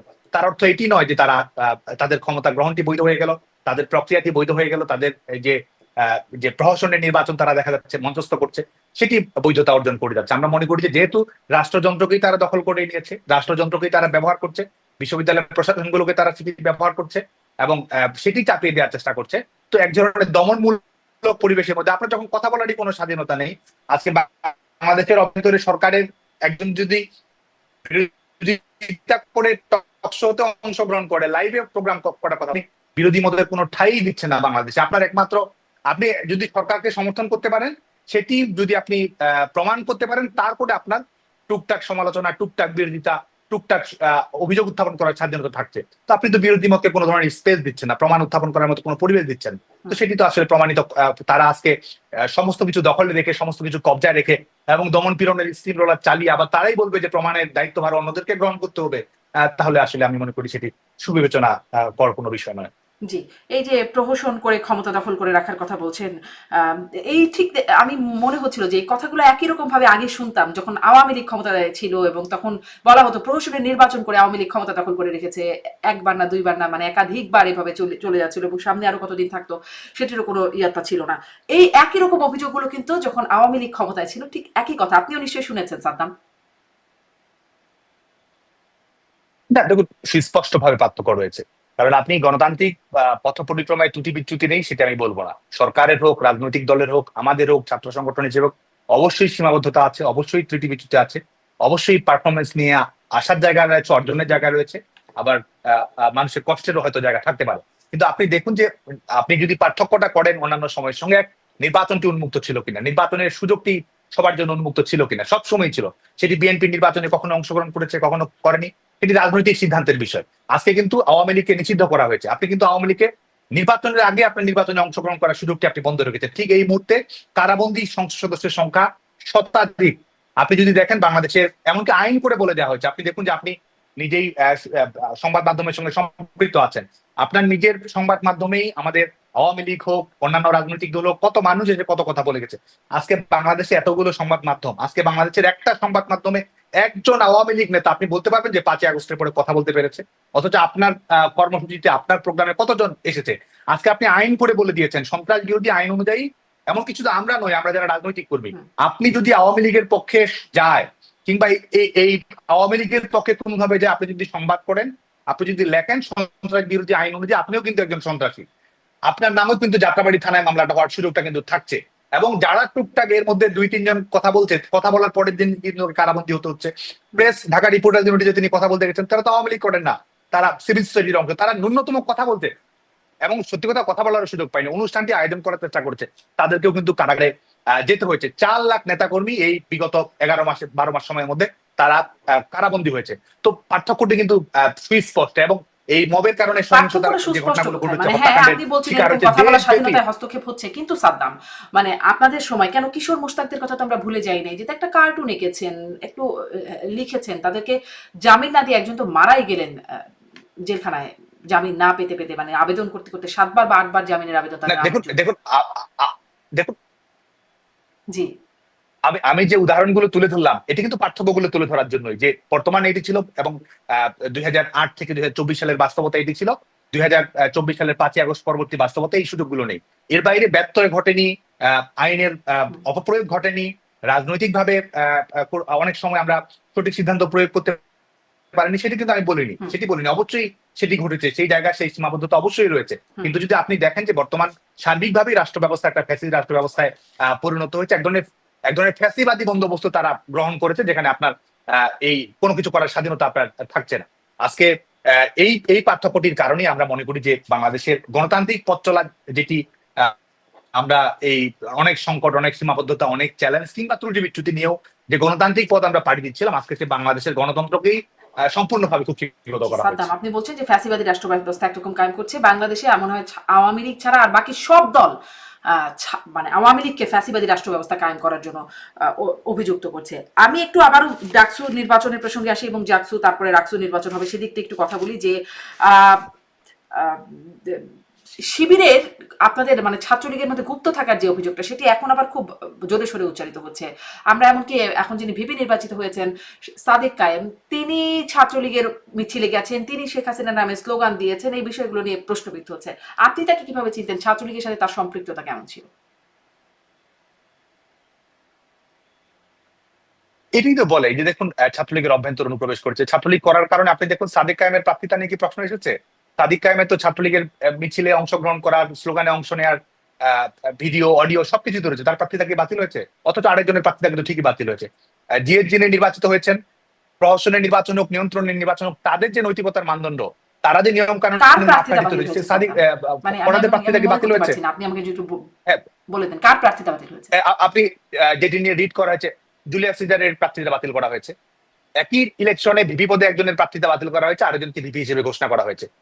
এস এম ফরহাদ ছাত্রলীগে পদবি গ্রহণ করেছিল, এটা তো বাস্তবতা। সেই তার কি প্রার্থিতা বাতিল করা হয়েছে, অথচ আরেকজনের প্রার্থিতা বাতিল করা হয়েছে। ভবিষ্যতে এটি নিয়ে যখন আইনগত প্রশ্নটি তুলবে, তখন সেই আইনগত প্রশ্নের বিশ্ববিদ্যালয় প্রশাসন কি জবাব দিতে পারবে? তো এটি তো তাদের যে নিয়ন্ত্রণমূলক নির্বাচন, তাদের স্ক্রিপ্টেড নির্বাচন, সেখানে কিন্তু তাদের মধ্যেই যে মতদ্বৈততা রয়েছে, যে দ্বিচারিতা রয়েছে, যে ধরনের ত্রুটিপূর্ণ যুক্তি তারা দিচ্ছে, তাদের যুক্তিতেই কিন্তু তারা আসলে ধরা পড়ছে। আরেকটি যদি আপনি দেখেন, এটা বলবেন যে তারা আসলে ছাত্রলীগে কিভাবে, আপনি দেখেন, আপনি যেটি বলছিলেন, জি আমার প্রশ্নটা হচ্ছে এটা যে তারা আসলে ছাত্রলীগে কিভাবে এতদিন গুপ্ত থাকলো, মানে শিবিরের নেতাকর্মীরা কিভাবে সবাই ছাত্রলীগে, বা এখন যাদেরকে দেখা যায় আন্দোলন সবাই ছাত্রলীগে, গুপ্ত থাকার বিষয়টা এটি কেন থাকলো বা কিভাবে থাকলো? আপনারা মানে জোর করে ভেরাতেন বলে সবাইকে ভিড়তে হয়েছে, বিষয়টা এমন? আসলে তারা কিন্তু তেমনই বলছেন যে জোর করে আপনারা মিছিলে নিতেন, আপনারা সিট তার মানে সিট থেকে তাদেরকে বঞ্চিত করতেন, যেটা ন্যায্য তাদের পাবার কথা, সেখান থেকে যদি ছাত্রলীগ না করতো বা ছাত্রলীগের মিছিলে না যেত। এই কারণেই কি আসলে এত গুপ্ত শিবির বা গুপ্ত অন্যান্য দলের অনুপ্রবেশ? আমি শুরুতেই যে বিষয়টি বলেছি যে কেউ যদি কোনো রাজনৈতিক সংগঠন করে, তার যদি নৈতিক দুর্বলতা না থাকে, তার যদি আদর্শিক অঙ্গীকারটি দৃঢ় থাকে, সে তার সংগঠন নিয়ে রাজনীতি করবে। কেউ যদি অন্যায়ও করে, এমনকি আমরা যদি অন্যায় করে থাকি, আমাদের বিরুদ্ধে রুখে দাঁড়াবে, প্রতিরোধ গড়ে তুলবে, এটি কিন্তু স্বাভাবিক নিয়ম। অথচ কিন্তু আপনি যাদেরকে বলছেন যে অনুপ্রবেশের ঘটনাগুলো তারা করেছে, ইনফিল্ট্রেশন করেছে, এটির মাধ্যমে কিন্তু আপনি সামাজিক চুক্তি ভঙ্গ করছেন। আপনার যে ব্যক্তিগত নৈতিক দায়বদ্ধতা রয়েছে, সেই নৈতিক দায়বদ্ধতা আপনি ভঙ্গ করছেন। এবং তৃতীয় আরেকটি বিষয়, শিবিরের গঠনতন্ত্র অনুযায়ী আপনি দেখুন তাদের মুনাফিকি কর্মকাণ্ডগুলো, শিবিরের গঠনতন্ত্র অনুযায়ী সুস্পষ্ট করে বলে দেওয়া আছে যে আপনি শিবিরের রাজনৈতিক দৃষ্টিভঙ্গি তাদের ধর্মীয় বিশ্বাসের সঙ্গে সম্পৃক্ত নয় এমন কোন রাজনৈতিক সামাজিক সংগঠনে আপনি যোগ দিতে পারবেন না। অথচ তারা বাংলাদেশ ছাত্রলীগ অবশ্যই ছাত্র শিবিরের যে দৃষ্টিভঙ্গি তার সম্পূর্ণ বিপরীত দৃষ্টিভঙ্গি রাজনীতিতে বিশ্বাস করে, অথচ তারা কিন্তু তাদের যে দেয়া কথা সেটির লঙ্ঘন ঘটিয়ে কিন্তু তারা এই বাংলাদেশ ছাত্রলীগ সহ এবং জাতীয়তাবাদী ছাত্র দলেও আমি বিশ্বাস করি, বামপন্থী সংগঠন, সামাজিক সাংস্কৃতিক সংগঠনগুলোতে তারা যোগ দিয়েছে। তার মানে তাদের নৈতিক ভিত্তিটি দুর্বল, তার মানে তারা প্রতারণের আশ্রয় গ্রহণ করছে, তার মানে তারা ছদ্মবেশটা ধারণ করছে। এবং আমরা তো স্বীকার করছি, আমরা তো এটি অবলীলায় স্বীকার করছি যে অনুপ্রবেশের ঘটনা ঘটেছে। এবং অনুপ্রবেশের ঘটনা ঘটিয়ে আপনি দেখুন যে অপরাধমূলক কর্মকাণ্ডগুলো তারা কিভাবে ঘটে। যেমন কি 15 জুলাই ঢাকা বিশ্ববিদ্যালয়ের নারীদের উপর নিপীড়নের ঘটনার সঙ্গে ছাত্র শিবিরের কর্মীরা কিভাবে সম্পৃক্ত ছিল, যে গেস্ট রুম নির্যাতন, গণরুম নিপীড়নের ঘটনার কথা বলা হয়, আজকে তারাই কিন্তু বলেছে নির্বাচনকে কেন্দ্র করে, আপনি নিজেও সম্ভবত দেখেছেন যে তারা সুস্পষ্ট প্রমাণ সয়ে বলেছে যে ছাত্র শিবিরের কর্মীরা ছাত্রলীগের অভ্যন্তরে প্রবেশ করে কিভাবে অপরাধমূলক কর্মকাণ্ডগুলো ঘটিয়েছে। আপনারা কিছু করলেন না কেন? ছাত্রলীগের অভ্যন্তরে প্রবেশ করে তারা এগুলো করতে পারলো, আপনারা কেন চুপচাপ? কি ব্যবস্থা নিয়েছিলেন? দেখুন, এই দায়িত্ব আমরা স্বীকার করছি। এই জায়গায় অবশ্যই আমাদের সাংগঠনিক দুর্বলতা ছিল, এই জায়গায় অবশ্যই আমাদের ত্রুটি বিচ্যুতি অবশ্যই হয়েছে। এবং শুধু আমাদের নয়, আমরা তো মনে করি যে ছাত্র শিবিরের এই যে রাজনৈতিক এই যে কৌশল দৃষ্টিভঙ্গি, সেটি হচ্ছে যে তারা ইনফিল্ট্রেশন করা, অন্য সংগঠন অনুপ্রবেশ করা, শুধুমাত্র ছাত্রলীগ নয়, বামপন্থী সংগঠন, ছাত্রদল, সামাজিক সাংস্কৃতিক সংগঠনগুলোর অভ্যন্তরে অনুপ্রবেশ করে অন্তর্ঘাতমূলক কর্মকাণ্ড করা, অন্য সংগঠনগুলোকে শিক্ষার্থীদের কাছে অজনপ্রিয় করে তোলা, আক্রমণাত্মক ভূমিকায় অবতীর্ণ হওয়া এবং সেটির মাধ্যমে দায়ভার সেই সংগঠনের উপর চাপিয়ে দেওয়া। এটি প্রমাণ করে যে তারা যে ধরনের প্রতারণাপূর্ণ, সততাপূর্ণ এবং এবং যে ধর্মীয় জায়গা থেকে যে নৈতিকতার জায়গা আছে, সেই নৈতিকতার বালাই না করে কিন্তু তারা রাজনীতিটা করে গেছে এবং সেটি আপনারা তাদের নৈতিকতা নিয়ে প্রশ্ন করছেন, ঘটিয়েছে। আপনাদের নৈতিক অবস্থান কি ছিল, কিভাবে এই অনুপ্রবেশগুলো করলো? আপনাদেরকে কোনো যাচাই বাছাই প্রক্রিয়া ছিল না? সেটা তো বাদ দিলাম, আসলে যে অনুপ্রবেশ কিভাবে হলো সেই ব্যাখ্যা যখন জানতে চাই, জানা যায় যে যেটি আমি বলছিলাম যে সিট পাবে না তারা যদি ছাত্রলীগের মিছিলে না যায়, তাদেরকে মারধর খেতে হবে, তারা বঞ্চনার শিকার হবে। এই যে বিষয়গুলো তারা করবেটা কি আসলে? একদম গ্রাম থেকে আসা ছাত্ররা যদি এভাবে বাধ্য করেন, আপনারা অনুপ্রবেশ না করে কি করবে? দেখুন সিটের বিষয়টি তো বিশ্ববিদ্যালয় প্রশাসনের বিষয়, এটি একটি। আরেকটি দিক হচ্ছে যাদেরকে আপনি কথা বলছেন, এমনকি যারা এই এবারে নির্বাচনে অংশগ্রহণ করেছে, ছাত্র শিবিরের নেতৃত্ব অপরাপর সবাই কিন্তু বিশ্ববিদ্যালয়ের নির্বিঘ্নে হলে থেকেছে। আপনি যদি এনসিপির যারা ছাত্র নেতৃবৃন্দ দেখেন, এনসিপি থেকে যারা জাতীয় তাদের মূল সংগঠন গড়ে উঠেছে, তারা সবাই হলে ছিল, তারা সবাই স্বাভাবিক শিক্ষা কার্যক্রম পরিচালনা করেছে, এমনকি বিশ্ববিদ্যালয়ের অভ্যন্তরে তারা রাজনৈতিক কর্মকাণ্ড পরিচালনা করেছে। আপনি আমাদেরকে বলছেন অগণতান্ত্রিক, আপনি আমাদেরকে বলছেন যে আমরা অন্যদেরকে সুযোগ দেইনি। আমি বাংলাদেশ ছাত্রলীগের সভাপতি হিসেবে রাজনৈতিক কর্মকাণ্ড পরিচালনা করেছি। আজকে যারা উপদেষ্টা পরিষদে আছে তারাও তো ঢাকা বিশ্ববিদ্যালয় ক্যাম্পাসে আমাদের বিরুদ্ধেই কর্মসূচি দিয়েছে, আওয়ামী লীগ সরকারের বিরুদ্ধে কর্মসূচি দিয়েছে, অবস্থান কর্মসূচি দিয়েছে। বাংলাদেশ ছাত্রলীগের তো সেই সুযোগ নেই। কারো একাডেমিক জীবন কি ক্ষতিগ্রস্ত হয়েছে? আমি ওপেন চ্যালেঞ্জ দিয়ে বলতে পারি, আজকে যিনি ভিপি নির্বাচিত হয়েছেন, জিএস নির্বাচিত হয়েছেন, অন্যান্য দলের হয়ে ভিপি পদে নির্বাচিত করেছেন, কারো একাডেমিক জীবন ক্ষতিগ্রস্ত হয়েছে? কারো সার্টিফিকেট বাতিল হয়েছে? কারো একদিনের জন্য বিশ্ববিদ্যালয়ের স্বাভাবিক শিক্ষা কার্যক্রম থেকে তার অধিকার কেড়ে নেওয়া হয়েছে? না, অনেকেই অনুপ্রবেশ করেছেন, অনেকে অনুপ্রবেশ করেননি, অনেকেই তো অন্যান্য সংগঠন করেছেন, গণতান্ত্রিক ছাত্র শক্তি করেছেন, জাতীয়তাবাদী ছাত্রদল করেছেন, বামপন্থী সংগঠনগুলো করেছেন। আপনি যার নামে বলুন না কেন, ঢাকা বিশ্ববিদ্যালয়ে কারো একাডেমিক জীবন, কারো রাজনৈতিক জীবন, কারো সামাজিক জীবন ক্ষতিগ্রস্ত হয়নি। গণতান্ত্রিক ক্যাম্পাস হিসেবে ত্রুটি বিচ্যুতি আছে এবং এই জায়গা থেকে আমাদেরও দায় এড়ানোর কোনো সুযোগ নেই। অবশ্যই আমাদের দায় রয়েছে, সেটা আমি নির্বিঘ্নে স্বীকার করছি। কিন্তু আপনি যদি পার্থক্যটা দেখেন, আজকের বাস্তবতা, আজকে ঢাকা বিশ্ববিদ্যালয়ে 2019 সালে নির্বাচন অনুষ্ঠিত হয়েছে, কার প্রার্থিতা করার সুযোগ ছিল না, কে নির্বাচনে অংশগ্রহণ করার সুযোগ পায়নি, কে ক্যাম্পেইন করেনি, কার ভোটার তালিকা থেকে নাম বাদ গেছে, প্রত্যেকটি ক্ষেত্রে সবার জন্য সেটা উন্মুক্ত ছিল। অথচ আজকে 2025 সালে ঘটনা তো ঘটেছে সম্পূর্ণ উল্টো। এবং আরেকটি যদি জিনিস দেখেন, তাদের নিয়ন্ত্রিত এই প্রহসনমূলক নির্বাচনের মধ্যে ফলাফলটা যদি আপনি দেখেন, যে এই জুলাই আগস্ট আন্দোলনে আমরা যেটি বলেছি যে এটির সঙ্গে আমাদের মিসম্যানেজমেন্ট, মিসহ্যান্ডেল, সেটি নিয়ে আমি স্বীকার করি। কিন্তু একই সঙ্গে আপনি যদি দেখেন যে আমরা বলেছি যে এই আন্দোলনের সঙ্গে জঙ্গিবাদী সত্তাগুলো সম্পৃক্ত রয়েছে, আমরা সুস্পষ্টভাবে বলেছি জামাত শিবির এটির সঙ্গে সম্পৃক্ত রয়েছে। আমরা কিন্তু সে সময় এটি বলেছি যে এটি রিমোট কন্ট্রোলটা করছে তারা। আজকে এই ফলাফলগুলো যদি আপনি দেখেন, ডাকসু যে আন্দোলনের পেছনের মূল শক্তি যে ছিল এই জামাত শিবির, এটি কিন্তু আজকে প্রমাণিত হচ্ছে, ছাত্র সংসদ নির্বাচনের মাধ্যমে প্রমাণিত হচ্ছে, তাদের জবানবন্দিতে প্রমাণিত হচ্ছে, এটি কিন্তু প্রমাণিত হচ্ছে। আরেকটি হচ্ছে এই আন্দোলনের মূল স্টেক হোল্ডার বলে যারা দাবি করে, এনসিপি, বাকসাস যে সংগঠনটি গড়ে তারা নেতৃত্ব দিয়েছে, তারা আওয়ামী লীগের বিরুদ্ধে আন্দোলন করে সরকার পরিবর্তন ঘটিয়েছে। আজকে যদি তাদের নিয়ন্ত্রিত ফলাফল দেখেন, বিশ্ববিদ্যালয়ের শিক্ষার্থীরা আজকে তাদের নিয়ন্ত্রিত ফলাফল, তাদের নিয়ন্ত্রিত নির্বাচনের ফলাফলও যদি আমি বিশ্লেষণ করি, বিশ্ববিদ্যালয়ের শিক্ষার্থীরা তাদেরকে প্রত্যাখ্যান করে। যেমনকি 1000 শিক্ষার্থীর সমর্থনও কিন্তু তারা আদায় করতে পারেনি। ছাত্রদল কিন্তু শোচনীয় পরাজয়ের শিকার হয়েছে।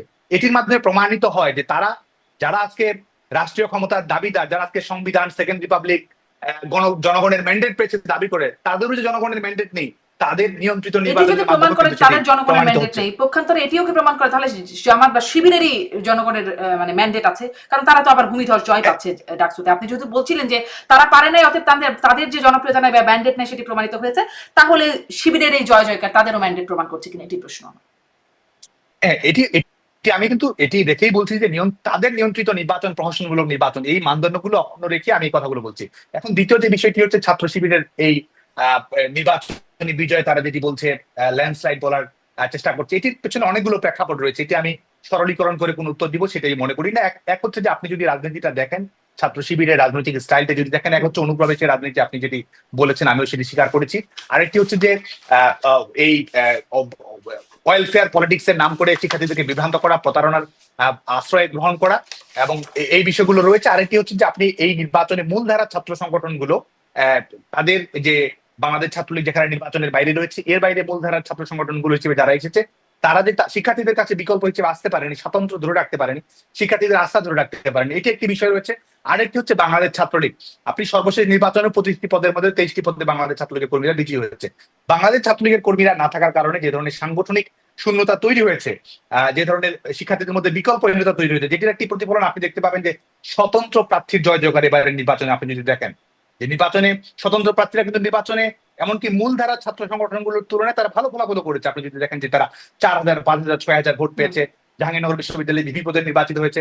আপনি দেখেন যে এই রাজনীতির প্রতিও কিন্তু তারা এক ধরনের প্রত্যাখ্যান তারা দেখিয়েছে, এবং ছাত্র শিবির তাদের যে অভ্যন্তরীণ নেটওয়ার্ক, তাদের যে সাংগঠনিক কৌশল রয়েছে এবং সেটির মাধ্যমে শিক্ষার্থীদের কাছে পৌঁছা এবং বিশ্ববিদ্যালয়ের প্রশাসনকে ব্যবহার করা, এটির যোগফল হচ্ছে ছাত্র শিবিরের এই নির্বাচনগুলোর ফলাফল নিজের মতো করে বের করে নিয়ে আসা। আমি এভাবেই বলবো যে বের করে নিয়ে আসা অনেকগুলো ফলাফলের, অনেকগুলো কৌশলের, এবং তাদের কৌশলটা কাজে দিয়েছে। 12 মাসের বাস্তবতা, রাজনীতিতে তো কৌশলই থাকে, তাদের কৌশলটা কাজে দিয়েছে, তাই নয় কি সাদ্দাম?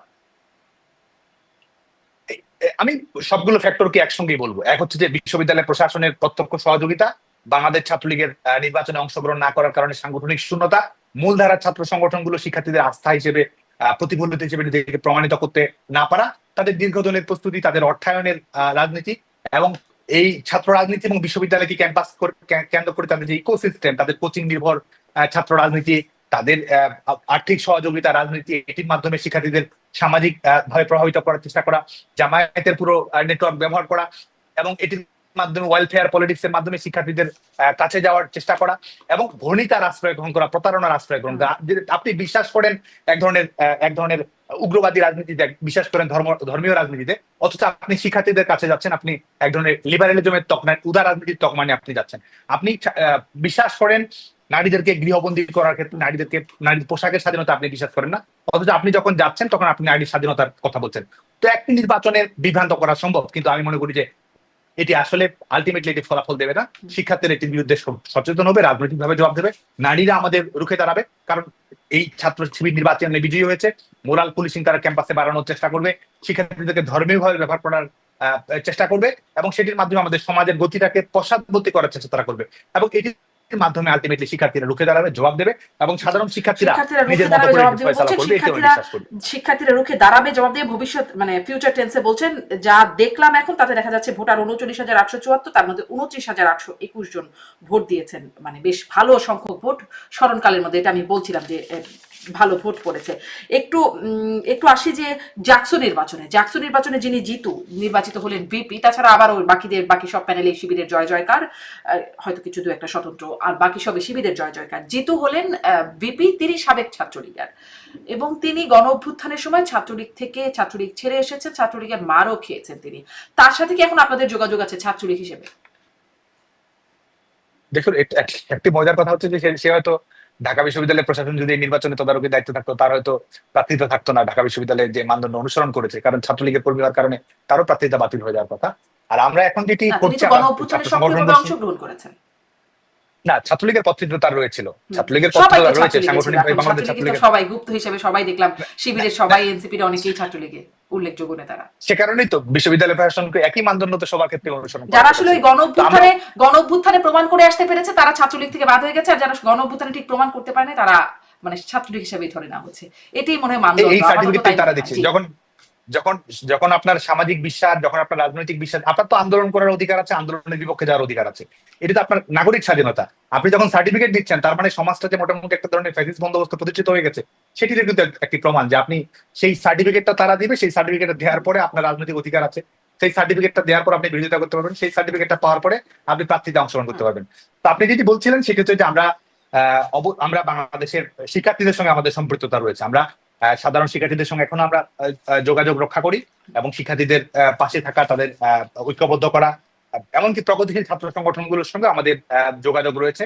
আমরা অবশ্যই একটা বৃহত্তর গণতান্ত্রিক ঐক্য গড়ে তোলার জন্য আমরা কাজ করছি, যেন গণতান্ত্রিক বাংলাদেশ এবং মুক্তিযুদ্ধের অঙ্গীকারের বাংলাদেশ, এই ব্যাপারে মোটা দাগে যেন ছাত্র সংগঠনগুলো একমত হয়, সেই লক্ষ্যে আমরা কাজ করার চেষ্টা করছি। কারণ আমরা মনে করি যে মৌলবাদ প্রতিবাদ করা, মৌলবাদ প্রতিরোধ করা, সেটির জন্য আমাদের একটি দায়বদ্ধতা রয়েছে, এবং বাংলাদেশে যে অস্থিতিশীলতা তৈরি হয়েছে, যে নিরাপত্তাহীনতা তৈরি হয়েছে, এবং বিশ্ববিদ্যালয়ে যে ধরনের আমরা দেখতে পাচ্ছি যে বিশ্ববিদ্যালয়ে যত ধরনের শিক্ষা প্রতিষ্ঠান, বিশ্ববিদ্যালয়গুলো কিন্তু পার্টি অফিসে পরিণত হয়েছে, বিশ্ববিদ্যালয়গুলো কিন্তু রাজনৈতিক প্রতিষ্ঠানে পরিণত হয়েছে অনেকটা, যেখানে শিক্ষার্থীদেরকে রাজনৈতিক ভাবে ব্যবহার করার চেষ্টাটি আমরা সবচেয়ে বেশি দেখতে পাচ্ছি।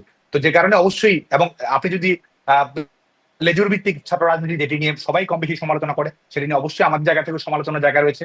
সেটি নিয়েও যদি আমরা কথা বলি যে এই নির্বাচনকে কেন্দ্র করে লেজুর ভিত্তিক রাজনীতির যে প্রদর্শনী, যেটিকে বিশ্ববিদ্যালয়ের শিক্ষার্থীরা না বলেছে, রেড কার্ড দেখেছে, সেটির বিরুদ্ধে তারা কণ্ঠস্বর উপস্থাপন করছে, অথচ আপনি দেখবেন যে এই নির্বাচনকে কেন্দ্র করে জামায়াতের যে জেলা নেতৃবৃন্দ, বিএনপির যে জেলা নেতৃবৃন্দ, তারা কিন্তু শিক্ষার্থীদেরকে আতঙ্কিত করার চেষ্টা করছে, শিক্ষার্থীদের অভিভাবকের জি, কাছে লেজুর যাওয়ার ভিত্তিক চেষ্টা এটার করছে। বিরুদ্ধে সেটির কথা মাধ্যমে হয়েছে, কিন্তু অথচ তখন এটা নির্বাচনটি ছাত্র প্রতিফলন হয় সংসদ। নাই। আগেও আমরা দেখতাম ছাত্রলীগের কমিটি করে দেন আওয়ামী লীগের সিনিয়র নেতারা, এই বিষয়গুলো আমরা দেখতাম। অতএব লেজুর ভিত্তিক এটির সমালোচনা হলেও এখান থেকে কখনোই বের হয়ে আসা হয় নাই। আপনি অনেক সমালোচনা, নিজেদের আত্মসমালোচনার জায়গাটা করছিলেন, সাধুবাদ আপনাদের। কিন্তু সেই প্রসঙ্গে আমি আরেকটু জিজ্ঞাসা করি, ভারতীয় এমপি প্রভাবশালী রাজনীতিবিদ শশী থারুর, তিনি শিবিরের এই জয়ে তিনিও একরকম উদ্বেগ প্রকাশ করছেন এবং তিনি বলছেন যে মূলধারার যে রাজনৈতিক দলগুলো, আপনিও এরকম একটা ইঙ্গিত দিচ্ছিলেন, আওয়ামী লীগ, বিএনপি, বা তাদের আসলে করাপশন, তাদের অনিয়ম, দুর্নীতি বা অপকর্মের কারণে এই এই শিবিরের এমন জয় জয়কার, মানুষ এভাবে তাদেরকে বেছে নিচ্ছে। এই প্রসঙ্গে আপনি কি বলবেন? মৌলবাদী শক্তির যদি উত্থান হয়, সেটা তো সার্বিকভাবে আমাদের আঞ্চলিক নিরাপত্তা বলি বা বৈশ্বিক নিরাপত্তা বলি, সেটির জন্য তো অবশ্যই একটি সংশয়ের জায়গা রয়েছে, সংকটের জায়গা রয়েছে, এবং যে কোনো আন্তর্জাতিক নাগরিক কিন্তু এটি নিয়ে উদ্বেগ প্রকাশ করবে। শুধুমাত্র সেটি কেন, বাংলাদেশে যারা সিভিল সোসাইটির প্রতিনিধি রয়েছেন তারাও কিন্তু হয় বিস্মিত হয়েছেন, না হলে চিন্তিত হয়েছেন, না হলে উদ্বিগ্ন হয়েছেন ফলাফলটি নিয়ে। এবং আপনি যখন মূলধারা রাজনীতির যে দুয়ারটি রয়েছে সেটি যখন আপনি বন্ধ করে দিবেন, আপনি যখন রাজনীতির পজিটিভ কম্পিটিশনটি আপনি যখন বন্ধ করে দিবেন, আপনি যখন গণতান্ত্রিক প্রতিযোগিতাকে আপনি যখন বন্ধ করে দিবেন, তখন কিন্তু রাজনীতিতে স্বাভাবিকভাবে ডানপন্থী শক্তির উত্থানের একটি সুযোগ তৈরি হবে। তো সেটি নিয়ে তো সংশয়ের জায়গা অবশ্যই রয়েছে। এবং বাংলাদেশে আজকে দেখুন যে বাংলাদেশে যখন আজকে একটি সিকিউরিটি লেস, ললেস রাষ্ট্রে যখন পরিণত হয়েছে, জনগণের ম্যান্ডেট, আপনি যখন সার্বিকভাবে গোটা বাংলাদেশের রাজনীতিতে যখন আপনি জনগণের প্রতিনিধিত্ব নেই, তখন কিন্তু এই অন্ধকারের শক্তিগুলো, এই কিন্তু এটির মৌলবাদী কারণ হিসেবে তিনি অপশক্তিগুলো যেটি সুযোগ বলছেন, গ্রহণ এটি করবে। আপনাদের ব্যর্থতা, আপনাদের অপকর্ম, মানে মূল যে দলগুলো, প্রতিষ্ঠিত দল, তাদের ব্যর্থতা এবং অপকর্মের কারণেই এখন তাদের উত্থান করছে, মানে শিবিরের উত্থান করছে বা জামাতের উত্থান করছে, বিস্তার করছে। আমি সেটি মনে করি না। আমি প্রথমত যদি মনে করি, আপনি যদি বাংলাদেশে কম্পিটিটিভ ডেমোক্রেসি চালু করেন, আপনি যদি বাংলাদেশে পজিটিভ ডেমোক্রেসি চালু করেন, এবং বাংলাদেশের মানুষকে যদি আপনি বাছাই করে নেওয়ার স্বাধীনতা দেন, বাছাই করে নেওয়ার স্বাধীনতার অর্থ এটি নয় যে আপনাকে আমি 5 জন ঠিক করে দিলাম, এই এই বৈধ 5 জনের মধ্য দিয়ে আপনাকে নির্বাচিত করে নিতে হবে। আপনি যদি উন্মুক্ত করে দিয়ে এইটা তো থাকেন, আপনারাই শিখালেন, বাংলাদেশের যদি মানুষ এটা হয়ে থাকে, এটা শিখালেন তো আপনারাই, তাই না? 24-এ কি করলেন নির্বাচনে, জাতীয় নির্বাচনের কথা যদি বলি, আওয়ামী লীগ আপনার মূল দল। না, 24-এর দেখুন 24-এর নির্বাচন তো উন্মুক্ত ছিল। 24-এর নির্বাচন কি বিএনপির নির্বাচনে অংশগ্রহণ করতে আইনগত কোনো বাধা ছিল, রাজনৈতিক কোনো বাধা ছিল, সাংগঠনিক কোনো বাধা ছিল? কোনো বাধা তো ছিল না।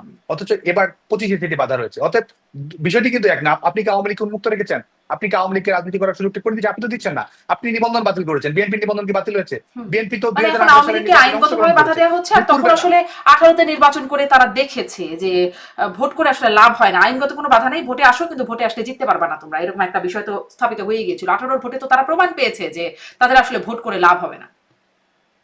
দেখুন 2018 সালের নির্বাচনে আপনি দুপুরবেলা বিএনপির তৎকালীন মহাসচিবের স্টেটমেন্ট যদি দেখেন, তিনি সন্তোষ প্রকাশ করেছেন নির্বাচনের ফলাফল নিয়ে। অবশ্যই নির্বাচনী প্রক্রিয়া নিয়ে আমি মনে করি যে অবশ্যই আমাদের অবশ্যই একটা রিভিজিট রিচিং করার জায়গা রয়েছে, যাতে করে জনগণের রায়ের সত্যিকারের প্রতিনিধিত্ব হয়। কিন্তু আমরা মনে করি যে আজকে বাংলাদেশের সেই যে জায়গাটিতে আমাদের ত্রুটিপূর্ণ গণতন্ত্র যতটুকু এগিয়েছে, আজকে বাংলাদেশের খোল লঞ্চে বদলে দিয়ে আমাদের গণতান্ত্রিক পথটিকে সম্পূর্ণ রুদ্ধ করে দেওয়া হয়েছে আপনাদের বলে হাতে আমি মনে যখন করি। দায়িত্ব থাকলো বা আপনাদের প্রভাবটা যখন ছিল, তখন খোল নলচে অন্যদিকে বদলাতে থাকলেন। এখন আপনারা প্রত্যাশা কিভাবে করছেন যে খোল নলচে বদলে যাবে এবং যথার্থ হবে? মানে এই প্রত্যাশাটা আপনারা ঠিক যথার্থ আপনাদের জায়গা থেকে কিভাবে করতে পারেন?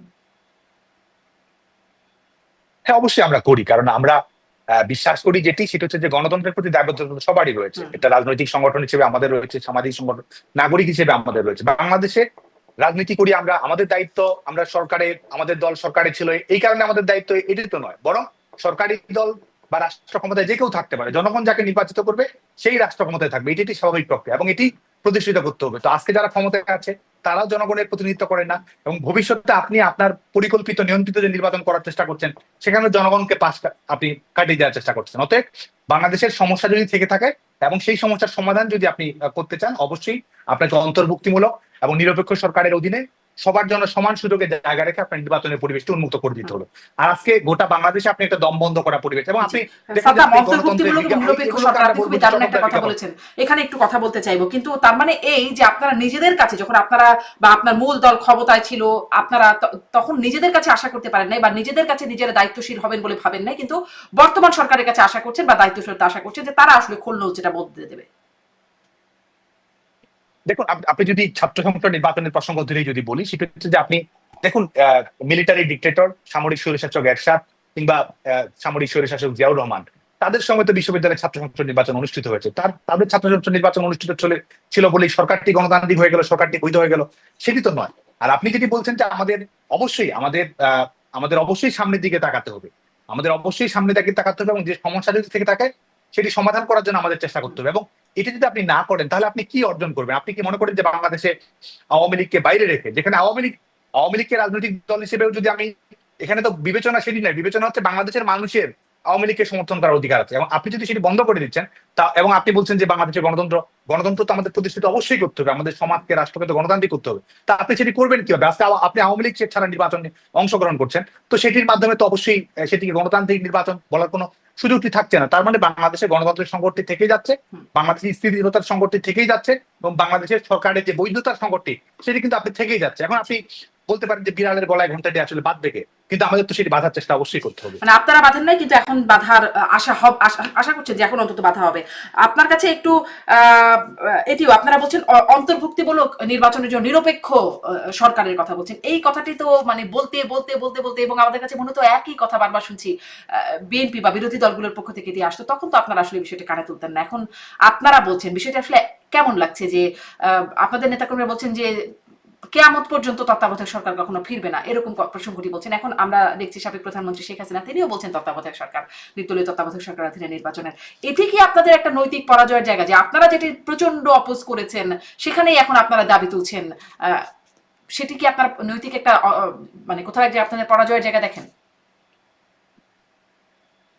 দেখুন, আপনি যে প্রসঙ্গে বলছিলেন যে আমরা বাধার চেষ্টা করিনি, আমাদের অবশ্যই আন্তরিকতা ছিল, মূল রাজনৈতিক দল এবং সরকারের যে আন্তরিকতা ছিল। আজকে বিএনপি যে রাজনৈতিক অধিকার ছিল 2008 সাল পরবর্তী 2024 সালের 5ই আগস্ট পরবর্তী বাস্তবতায়, সেই অধিকার আওয়ামী লীগের থাকুক আইনগতভাবে, রাজনৈতিকভাবে, তারপর জনগণের শক্তি আওয়ামী লীগের দিকে আছে কিনা, সংগঠনের সেই শক্তি সক্রিয়তা আছে কিনা, তাহলে সেটি প্রমাণ হতো। অবশ্যই আমরা সেই প্রমাণ রেখেছি। আজকে সেই প্রমাণ নেই বলেই কিন্তু আমাদের আরো বেশি একটি জোরদার লড়াইয়ের জন্য প্রস্তুতি গ্রহণ করতে হচ্ছে। আর আপনি যদি বলছেন যে আমাদের একটি রাজনৈতিক দল, অবশ্যই ফ্লেক্সিবিলিটি থাকা প্রয়োজন।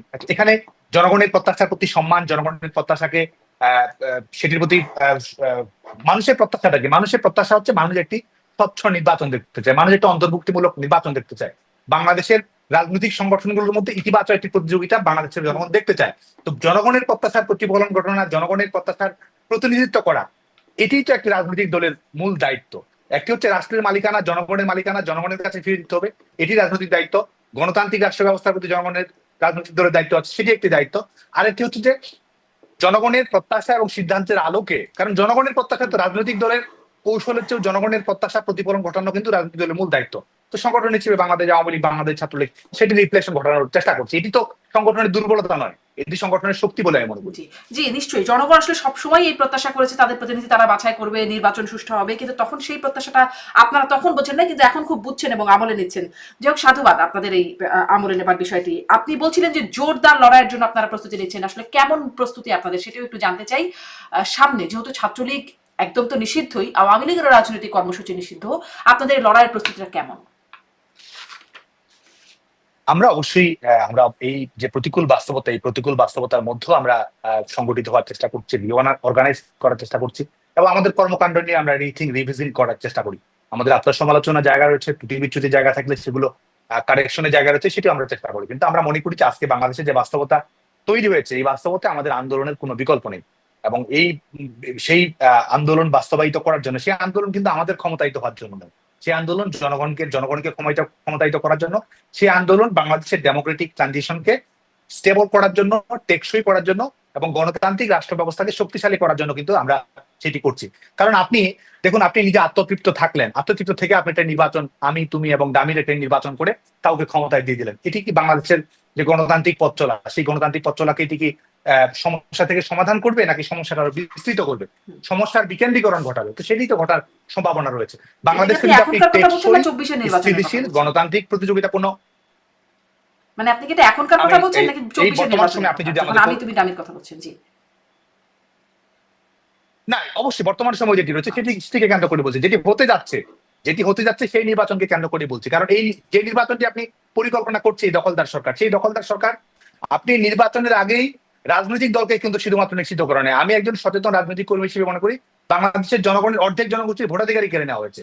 অর্ধেক জনগোষ্ঠী, সংখ্যাগরিষ্ঠ জনগোষ্ঠী যাকে সমর্থন করা করার জন্য ভোট কেন্দ্রে যেত, আপনি তখন আপনি সেই সমর্থনটি করার সুযোগ করে দিচ্ছেন, বাতিল করে দিচ্ছেন, তার মানে আপনি জনগণের এজেন্সি আপনি কেড়ে নিচ্ছেন। তো সেই জায়গা থেকে তো আপনার সেই একটা জনগণের যে অধিকার আছে সেই অধিকারটাকে আপনি কুক্ষিগত করছেন আগে থেকেই। তো সেই জায়গা থেকে এবং আপনি ফলাফল আপনি দেখুন যে আপনি কি মনে করেন, আমি আজকে খোলামেলা যদি বলি, একটা বৈঠকি ঢঙ্গে যদি বলি, যে আওয়ামী লীগ ছাড়া বাংলাদেশে যদি কোনো নির্বাচন হয়, সেই নির্বাচনটা আপনি কেমন হবে, সেই নির্বাচনের ফলাফলটা কিন্তু আগে থেকে নির্ধারণ করে দিতে হবে। সেখানে আপনার সমঝোতার ফলাফল তৈরি করতে হবে। বিএনপি এতটি আসন পাবে, জামায়াতকে এতটি আসন দিতে হবে, এনসিপি কে এতটি আসন দিতে হবে। এবং আরো খোলামেলা করে যদি বলি, বিএনপি কে দায়িত্ব নিতে হবে যে এনসিপির এই প্রার্থীটা বিজয়ী হবে, বিএনপি কে দায়িত্ব নিতে হবে তার এই অন্যান্য রাজনৈতিক দলের প্রার্থীটাকে তারা বিজয়ী করতে হবে।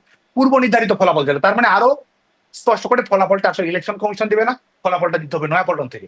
তো যে নির্বাচন আপনি পরিকল্পনা করছেন, ডাকসু আপনার নির্বাচনে পরিকল্পিত নির্বাচনে তো নয়াপল্টন দিতে পারলো না, মানে এরকম ধারণা একদম ছিল না। আপনি যা বলছেন সেই ধারণাটা যে একদম ছিল না তা না, এরকম একটা ধারণা প্রচলিত ছিল, কিন্তু ডাকসু নির্বাচন বা জাকসু নির্বাচন সেই ধারণাটাকে অনেকটাই কিন্তু বদলে দিয়েছে। মানুষের মানে এই ধারণা থেকে অন্যরকম ধারণা বা অন্যরকম ভাবে ভাবতে শেখাচ্ছে না সাদ্দাম।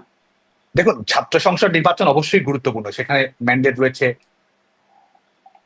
তরুণ প্রজন্মের প্রত্যাশা রয়েছে, কিন্তু সেটিকে যদি আপনি জাতীয় রাজনৈতিক প্যারামিটার ভাবেন, গণ অধিকার পরিষদের থেকে ছাত্র অধিকার পরিষদ থেকে ডাকসুর ভিপি আমাদের সময় নির্বাচিত হয়েছে, আওয়ামী লীগ সরকার সেটি মেনে নিয়েছে, শিক্ষার্থীদের ন্যায্য রায়কে সমর্থন দিয়েছে, সরকারের পক্ষ থেকে সহযোগিতা করেছে। তো তার মানে কি গণ অধিকার পরিষদ বাংলাদেশের রাষ্ট্র ক্ষমতায় আসেন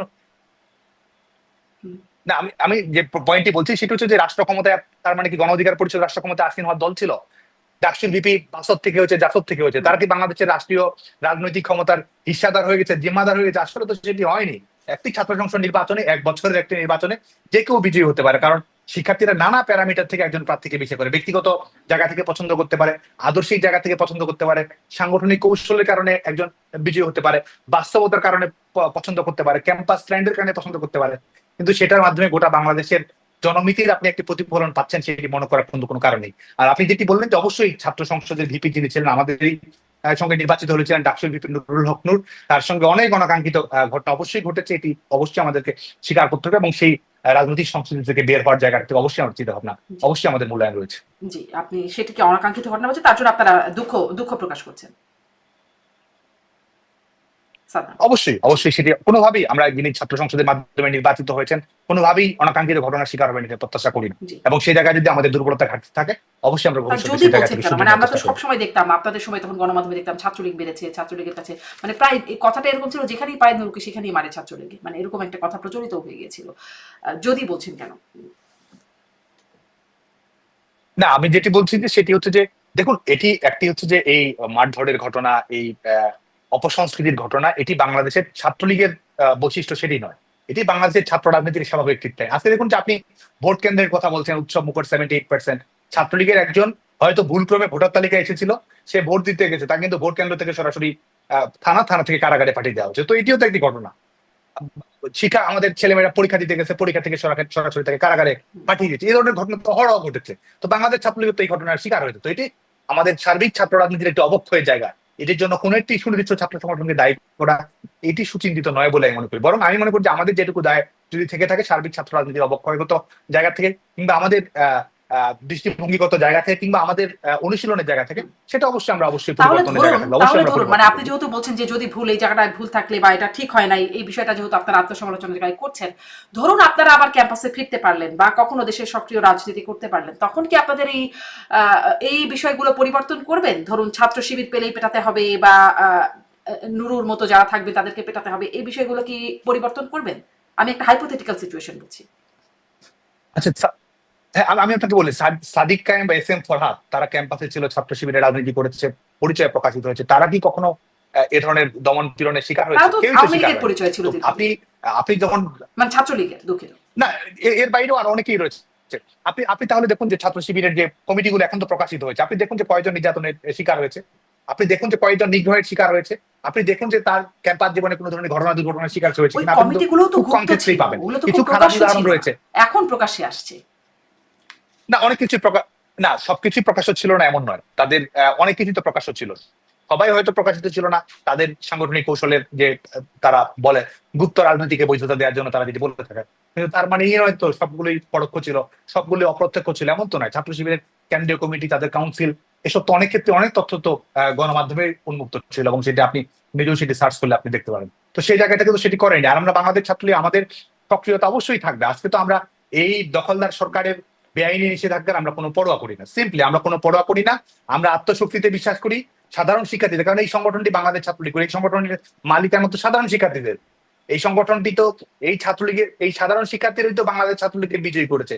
এই সাধারণ শিক্ষার্থীরাই তো বাংলাদেশ ছাত্রলীগের হাতে বাংলাদেশের পতাকা তুলে দিয়েছে। মানচিত্র প্রতিষ্ঠিত করা, স্বাধীনতা সার্বভৌমত্ব রক্ষা করা, প্রতিষ্ঠিত করা সাধারণ শিক্ষার্থীরা তো বাংলাদেশ ছাত্রলীগের জন্য সেটা নিষেধ করেছে, এবং সাধারণ শিক্ষার্থীরাই বাংলাদেশ ছাত্রলীগকে ক্যাম্পাসে সক্রিয় করবে। তাহলে আপনারা বলছেন যে এই বিষয়টাকে আপনারা পরোয়া করেন না, কিন্তু পরোয়া তো করতে এবং হচ্ছে। সাধারণ শিক্ষার্থীরা গণতান্ত্রিক আন্দোলনের নেতৃত্ব দেবে। পরোয়া করেন না বলছেন, কিন্তু পরোয়া তো করতে হচ্ছে, কারণ আপনারা আসলে প্রার্থিতাও করতে পারছেন না বা ভোট করতে পারছেন না, আপনারা মিছিল মিটিং কিছুই করতে পারছেন না।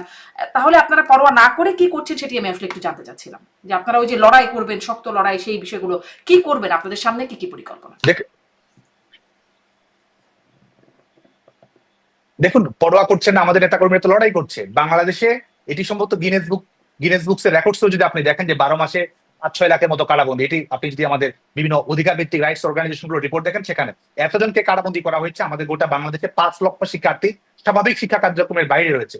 আমাদের শুধুমাত্র সার্টিফিকেট বাতিল করা, যেগুলো আমাদের পাবলিক বিশ্ববিদ্যালয়, মেডিকেল কলেজ, বেসরকারি বিশ্ববিদ্যালয়, এগুলো থেকে সার্টিফিকেট বাতিল করা এবং বহিষ্কারের সংখ্যাটা যদি আপনি দেখেন, এটিও 10,000-এর অধিক ছাড়িয়েছে।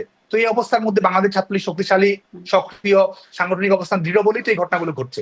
তো এর মধ্যেও আমরা মনে করি যে আমাদের নেতাকর্মীরা তো লড়াই করছে, হাসতে হাসতে তারা কারাগারে যাচ্ছে। এই আদালতকে, নিয়ন্ত্রিত আদালতের মধ্যে, এই মবের মধ্যেও তো আমাদের ছাত্রলীগ নেতাকর্মীরা জয় বাংলা স্লোগান দিচ্ছে। এই দখলদার সরকারের বিদায়ের দাবিতে জনমত সোচ্চার করার চেষ্টা করছে, মানুষের কাছে এটি আপনাদের লড়াই, আপনাদের লড়াইটা কিরকম হচ্ছে সেটি আসলে আমি জানতে চাচ্ছিলাম। মোটামুটি বুঝলাম যে এটি আপনারা লড়াই, মানে নির্যাতিত হচ্ছেন এবং নির্যাতনের মধ্যে জয় বাংলা স্লোগান দিচ্ছেন, এটি আপনাদের আসলে লড়াইয়ের জায়গাটি।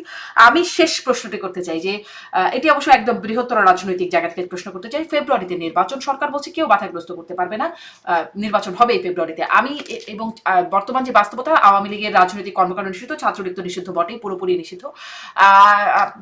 সামনে নির্বাচন তারা করতে পারবে না, বর্তমান বাস্তবতায় এটি হচ্ছে অবস্থা। সেখানে আপনারা আসলে কি চান, বা কি হলে আপনাদের রাজনীতির জন্য সুবিধা? নির্বাচনটি ফেব্রুয়ারিতে হলে সুবিধা, না হলে সুবিধা, বা আপনারা চান যে ফেব্রুয়ারিতে নির্বাচনটা হোক বা না হোক, আপনারা কি চান? দেখুন, বাংলাদেশের গণতান্ত্রিক সংকটের কিংবা বাংলাদেশের যে ট্র্যাডিশনাল যে সমস্যাগুলো তৈরি হয়েছে, এই সমস্যার সমাধানের একমাত্র উপায় বাংলাদেশের একটা নিরপেক্ষ সরকার প্রতিষ্ঠিত করতে হবে। এবং নিরপেক্ষ সরকারের মাধ্যমে আপনি যদি অন্তর্ভুক্তিমূলক নির্বাচন করতে পারেন, এটি বাংলাদেশের গণতন্ত্রকে টেকসই করবে, এটি আমাদের শান্তি, স্বস্তি, স্থিরতা নিশ্চিত করবে, এবং এটি সরকারের বৈধতা আপনি পাবেন, যে সরকার নির্বাচনের মাধ্যমে যে সরকারি বিজয়ী আসুক না কেন।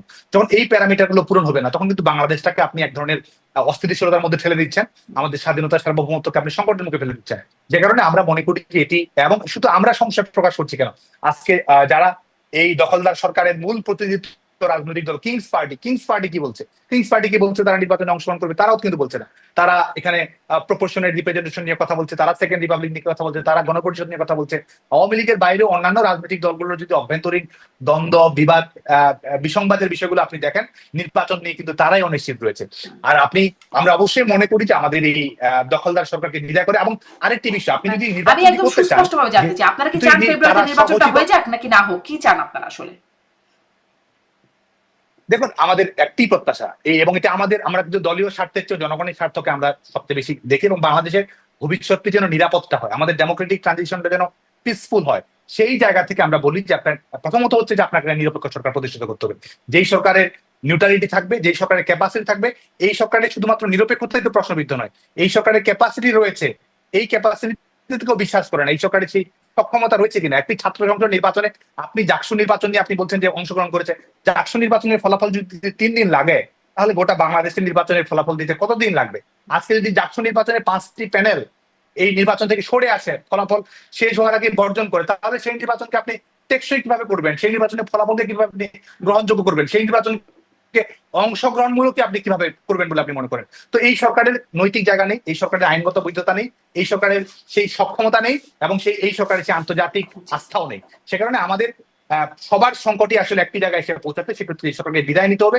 আন্দোলনের মুখে হোক, রাজনৈতিক সমঝোতার মাধ্যমে হোক, কিংবা নিজস্ব উপলব্ধি থেকে হোক, যেভাবেই হোক না কেন, দখলদার সরকারকে বিদায় নিয়ে বাংলাদেশে একটা নিরপেক্ষ সরকার প্রতিষ্ঠিত করে লেভেল প্লেইং ফিল্ডের মাধ্যমে অন্তর্ভুক্তিমূলক নির্বাচন করে জনগণ যাকে রায় দেয় সেই সরকার প্রতিষ্ঠিত হবে। এবং এটি না করে যদি আপনি একটা নিয়ন্ত্রিত নির্বাচন করতে চান, সেটি কোনো অবস্থাতেই বাংলাদেশের গণতান্ত্রিক যাত্রা হবে না, বরং সেটি ফ্যাসিবাদী বন্দোবস্তকে আরো টেকসই করা যাত্রা হবে বলে মনে করি। মানে যেটি আপনারা করেছিলেন সেটি আরো টেকসই হয়ে যাবে। দেখুন, আমি যেটি বলছি যে কোনো অবস্থাতে আওয়ামী লীগের ছাড়া নির্বাচন জনগণকেই তার ভোটাধিকারের বাইরে রাখার একটা নির্বাচন। সে জায়গা থেকে আসলে আপনি অন্ধ হলে আপনার প্রলয় বন্ধ থাকবে না। আপনি যদি মনে করেন যে আপনি গণতন্ত্র প্রতিষ্ঠা করছেন, আসলে সেটি না, আপনি বরং আসলে আমরা বলবো যে আপনি এই ফ্যাসিবাদী বন্দোবস্তের লাল ফিতার মোড় উন্মোচন করছেন বলে আমরা মনে করি। অনেক ধন্যবাদ সাদ্দাম, অনেক ধন্যবাদ।